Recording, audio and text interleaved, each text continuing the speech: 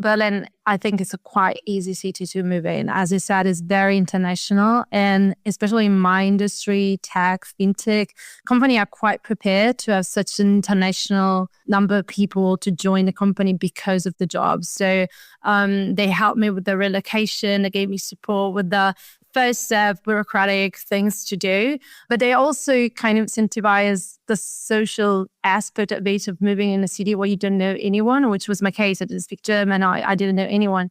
And so that we had so many social events during the week. Like back in the days, we had Friday pizza and beer to get to know your colleagues from all over the world.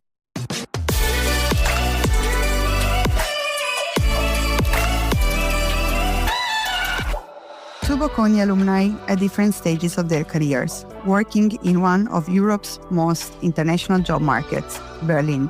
One with senior experience in a fast-growing fintech company, the other at the beginning of a career in consulting.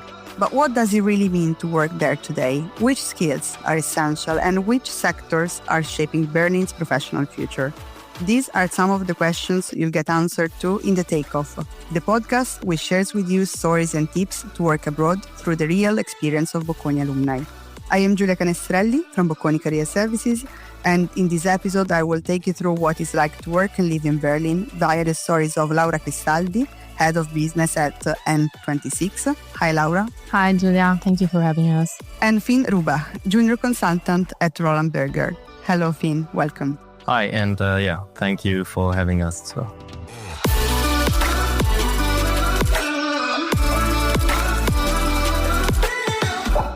Laura, let's start with you. Could you introduce yourself to our listeners? Where are you from? What's your educational path and what do you do now?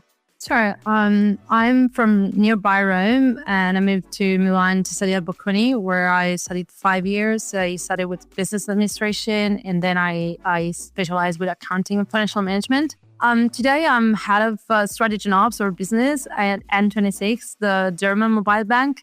And I focus on customer service channel, operation enablement, and automation. Wow, that's quite interesting. And it's quite a journey. I think a journey that Finn have just begun. Would you like to introduce yourself, Finn, to our listeners? Yeah, of course. Thank you very much.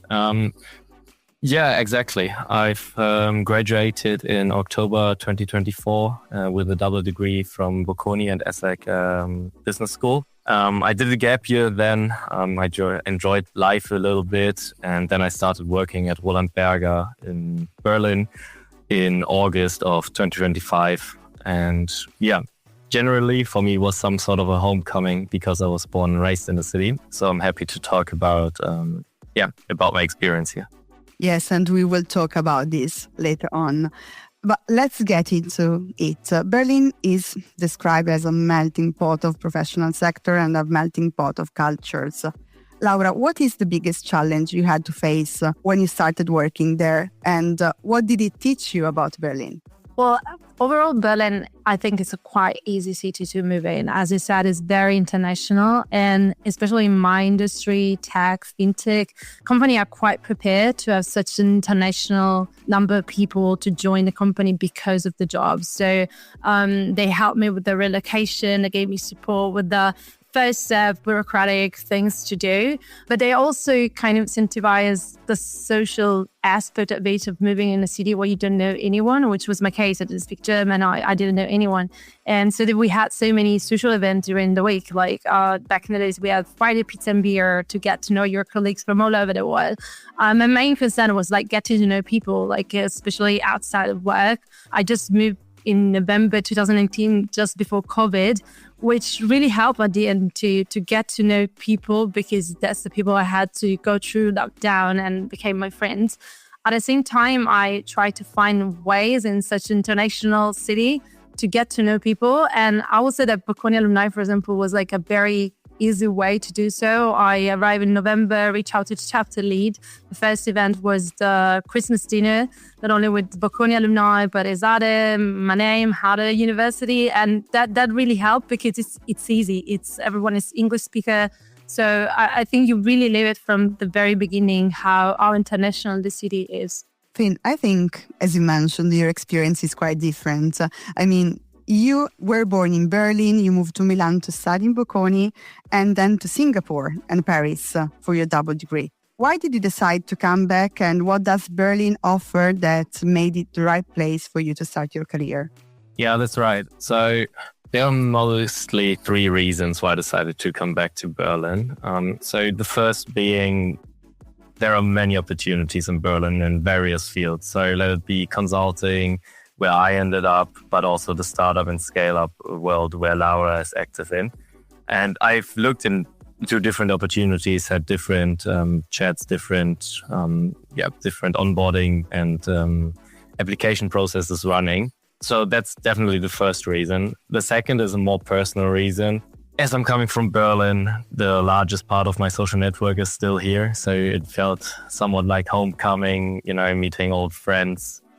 So for me, it was very different than it was for Laura, right? Because I was coming back into my earlier social network. I did not have to find many new friends. So it was very easy for me to reintegrate, basically. And then, to be honest, I just love the city. I might be a bit biased, but it has loads of green spaces. There are so many cultural spaces, let it be museums or galleries. You can have many different cuisines as well. So it's super international in that sense. And I think actually there are some good Italian restaurants as well. But Laura might be able to give you a better recommendation on that part. Definitely. I mean, I know better pizza places in Berlin now than in Milan. Wow. That's amazing. Really? Yeah. Perfect.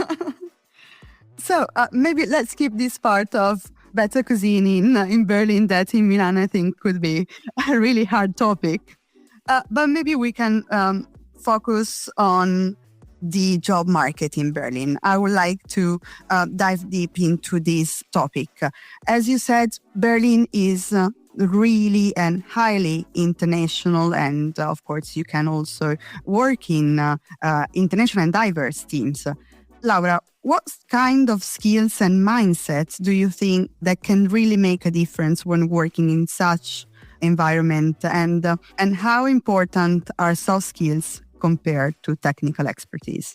Well, I talk about the tech industry and the environment I'm into, startup scale-ups. But in general, what I noticed coming from years of consulting in Italy is that the structure of the company is way less hierarchical. This means that if you're proactive enough to own things, to be accountable of things you want to do and present to your management, you can really be exposed to the top management, to the senior management, and own project for a very early stage in your career. Of course, there is like the other side that there are higher expectations on any level. The other part is flexibility. Working in a startup, in a hyperscaler, your scope is not necessarily defined. In my 6 years at N26, I've been moved around the scope and function and where the company needed me to be. I started in the Italian market and strategy and ops lead, where I was focusing on growth and market development. And then the company asked me to take over new challenges. So actually embrace challenges even when they feel like out of your career path, your scope, and be flexible to be where the company needs you really helps you to learn new things and expand your career journey. The last things, as you mentioned, is very international. N26 is more than 80 nationalities. And what I noticed is how important is the feedback culture, really important is when you deal with colleagues from all over the world. People are really welcoming feedbacks, like formal, informal. They're really seek for it. They're willing to give you feedback of what you're doing well, what you can do better, in a way that help both sides to work better together. And having this like openness to receive and give feedback really helps. Observe how people behave into the work environment and adjust your own behavior, I think is essential. Very easy example that I noticed as an Italian, working also with Italian colleagues, like we get very passionate about things. And sometimes where the conversation doesn't go where we want it to be or where it makes sense to go, we tend to be very direct, and sometimes we are perceived as aggressive, which, for example, for German doesn't help in the room. There's like or they build a wall when they see that you are too direct. So observing this behavior in your colleagues and yourself and be able to learn from it really helps in such international environment where like culture have to work hands in hands every day. So I think we can sum up in 3 points that are proactivity, flexibility, and communication. Yep. To better work together. Definitely. Finn, do you agree with Laura? And are there any skills you had to develop in order to work in consulting and, of course, within the multicultural city of Berlin? I totally agree with Laura, especially through the different study experiences I had in different cultures, in different countries. You definitely need to learn how to communicate with different people from different cultural backgrounds. So that's definitely super crucial, and especially also within consulting, because we are also working with a diverse set of clients and they can also have different international backgrounds. And also the Berlin office, at least at Roland Berger, is quite international. So even within the office on Fridays, you need to somewhat know how to communicate with whom, even after 1 or 2 beers. So another thing that I think it's crucial to accelerate your career or to excel in general in Berlin is that you need to be open, in the sense of that people in Berlin are different. They are more towards the extremes, you know? And so you need to learn how to work with that and be very, very open, accept the people in the way that they are. It makes it interesting, yet sometimes challenging to get along with everyone. But it is definitely interesting because you get to know so many new people. And then one last bit is that also I think for the city itself, you need some sort of a resilience. If you just love the picture perfect streets that are clean, you won't find that in Berlin. So if you really want to make it in Berlin, you need to get to love graffitis and some parts of the trash lying around. It shouldn't bother you too much because otherwise you will see it everywhere. I think this is a challenge, at least for you. For me, it's fine actually, because I've grown up here. But but I think for people that come from cities like Milan or even like within Germany, I see loads of Munich people come over and be like, oh my God, why is there on every second wall of a house is there a graffiti? And I'm just like, because that's the city, you know? That's Berlin. It so is. That's the answer. And talking about the Berlin job market more in general, you kind of mentioned, but of course in Berlin there is a strong startup culture. But I think the city has even evolved in recent years. Laura, I would like to ask you, which sectors do you see as particularly dynamic and or emerging in Berlin today? Well, in the last 10, 15 years, for sure, consumer services platform, especially B2C, has really grown. Fintech is a very good example, and 26 founded 10 years ago. SumUp was based here initially. So that attracted a lot of competencies in the market. And now a lot of other fintechs have expanded their offices here, Bitpanda, Scalable, Trade Republic, like so many. Other sectors, like if you think like Zalando is based here, Delivery Hero is based here, and as well, like for example, Amazon has opened like a huge office in the past few years, are based here, and as well like cross industry similar to that require the same competence and skills. I've built like very big offices. I can mention like Volt.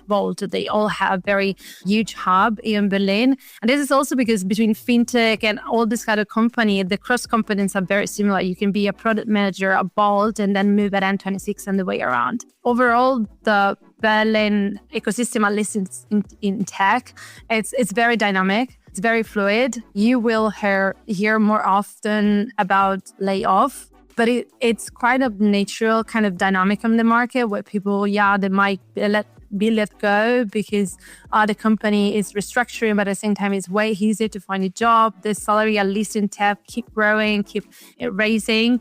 And there is way more flexibility. Like from the employees, like I have a lot of colleagues and friends that decide to take some time off to understand what to do next. And it was like kind of okay. It's way less dramatic than in Italy to be let go or to decide to take a break. An employer are way more flexible. I have so many friends who took some sabbatical months and the company was completely okay with that.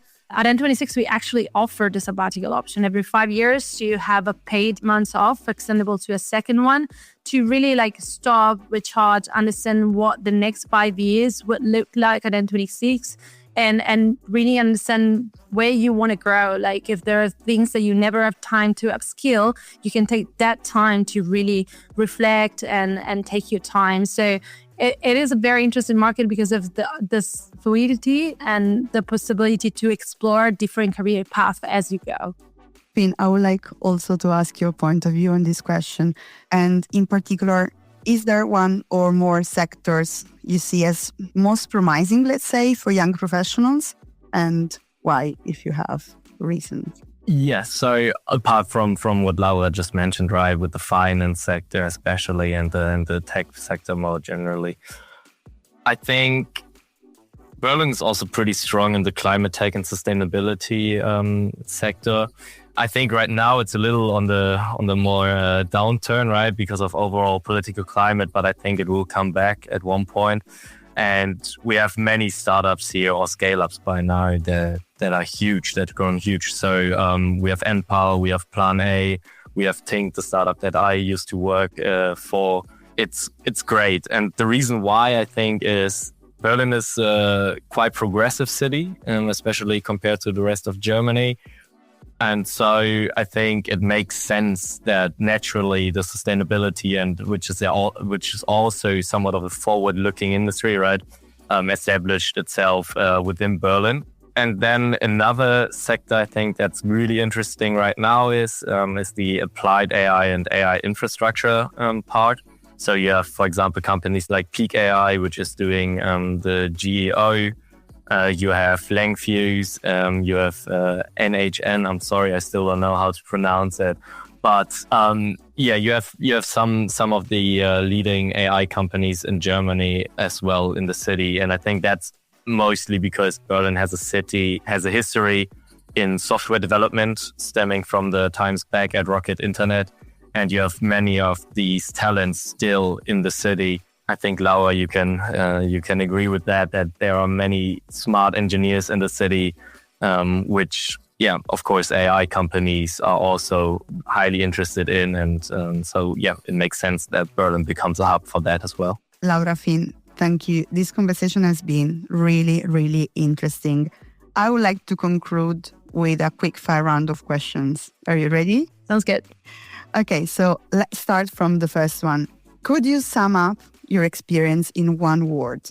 I will pick awakened. Berlin has this raw, calm as you are soul that really forced me to drop my bias. It told me to stop categorizing people and simply embrace the total spectrum of human diversity without any reservation, which it's very important both in life and in your professional growth. Yeah, for me, it would be always something new.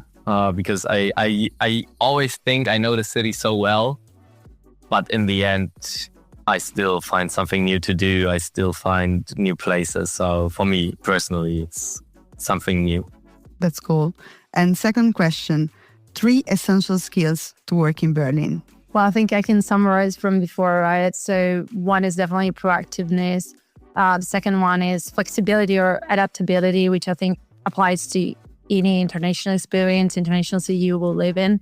And the last one is this openness to feedback, but also to question mark your bias. I think when you have to clash with multicultural work environment, that's where it's important to work on as a skill.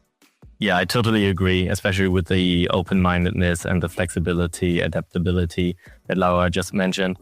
And one thing that I actually think is also really important is to just have fun, go out, explore the city, explore what it's known for, go techno clubbing, go out with your colleagues, go out with your friends. I think everything is just a little more laid back than in many of the other economic hubs like Milan, Munich, Paris, London. So just have fun. I don't know how to describe the skill in any other way, but just go out there and benefit from what the city has to offer. So let's say openness to the city and of course to the work environment, etc. Third question, but not the least important. Would you like to share an advice you would give to your younger self and of course to our students aiming at work in Berlin? Well, to young Laura, I will definitely say go abroad sooner or stay abroad, because I started soon after graduation with an internship in London. So probably I should have stayed abroad. That completely fast-tracked my career, accelerated my learning curve, opened my mind in ways that staying comfortable will never had. And to any other student that is listening, is just do it. Do not overthink. Berlin is a very easy city to move in. It's full of expats from all over the world. Germany is not a blocker. It's very welcoming. And as Finn said, there is so much going on in a very easy going way that even if you don't know the city well, you won't regret it. Yeah. Again, I can totally agree.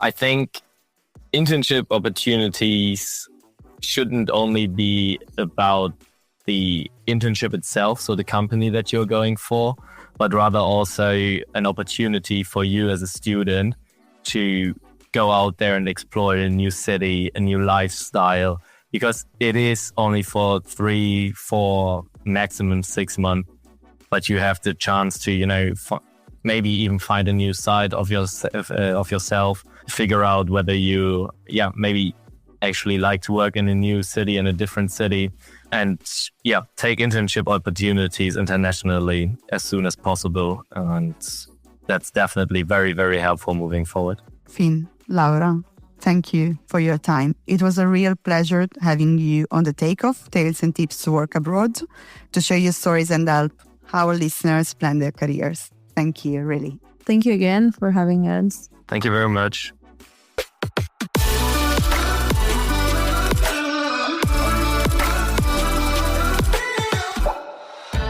In this episode, we've learned that Berlin has a strong multicultural environment. You can meet people from all over the world and try different experiences. The suggestion is be proactive, flexible, and open-minded to get the most out of what the city can offer. The Takeoff is available on all major podcast platforms. Join me for the next episode, where I will take you on a journey to discover what it is like to work and live abroad with our Bocconi alumni. I am Giulia Canestrelli from Bocconi Career Services. Thank you for listening.